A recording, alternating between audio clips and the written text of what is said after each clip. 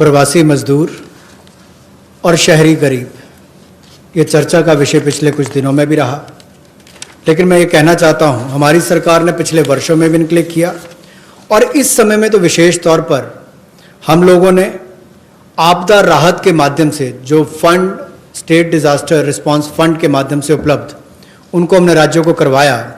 ये लगभग 11,000 करोड़ रुपये से ज़्यादा है, ताकि इन लोगों को उसमें से राहत दी जा सके, आपदा राहत हो सके, उसके लिए इस्तेमाल किया गया।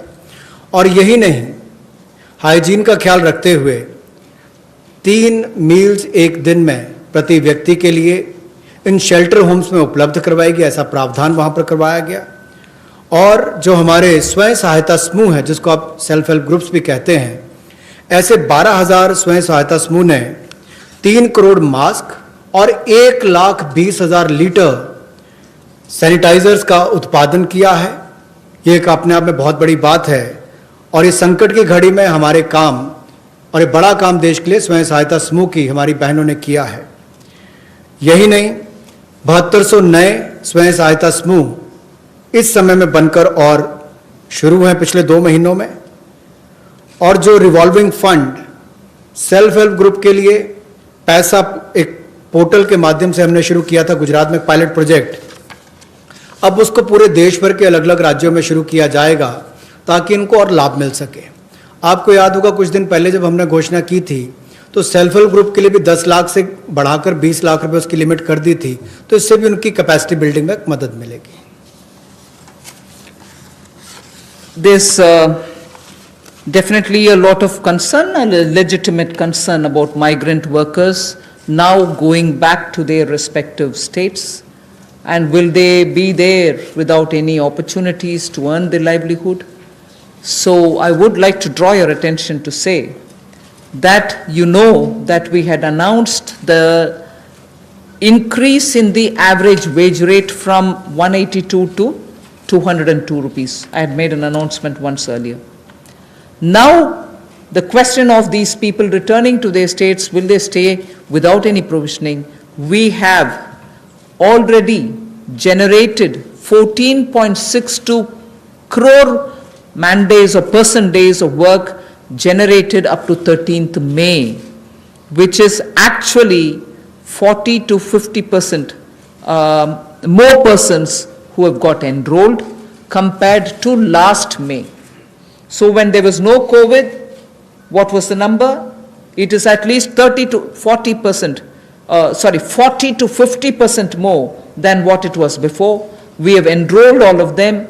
We are making provision through the Rural Development Ministry to ensure that they get enrolled, they get work, they get, the due payments. So work offered is now to 2.33 crore wage seekers. I think the data is of yesterday, in about 1.87 lakh gram panchayats. So the migrant workers who are going back, and if in case they are joining the Manrega, there are being actively enrolled and provision through the respective ministries being done, and they are being taken. We've ensured that they're going to be entertained even there. They're not going to be sitting for wanting of some basic work.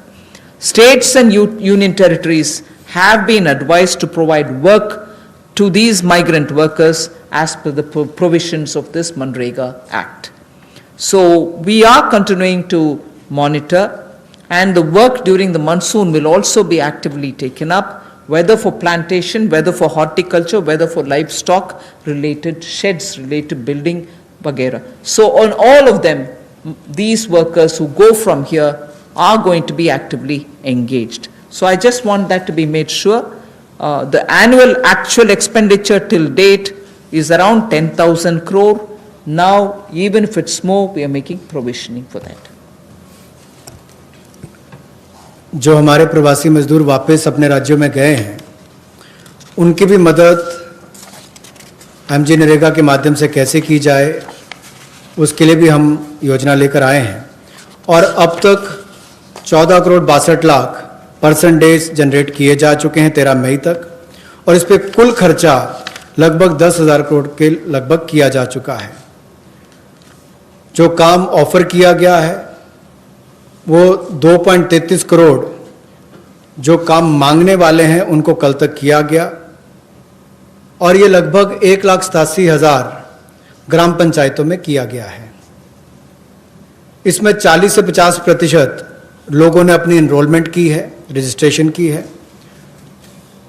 पिछले साल के मुकाबले, पिछले साल के मई महीने के मुकाबले ज़्यादा लोगों ने की है।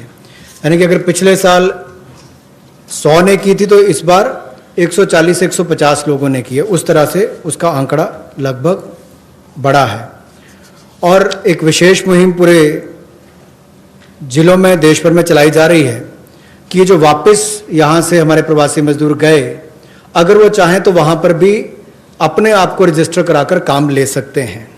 और इसके लिए राज्यों और यूनियन टेरिटरीज को निर्देश दे दिए गए हैं। और यही नहीं, 182 रुपया जो उनकी दिहाड़ी होती थी अब उसको बढ़ाकर भी 202 रुपये कर दिया गया है। Again, before I go over to specifying what programs we have for the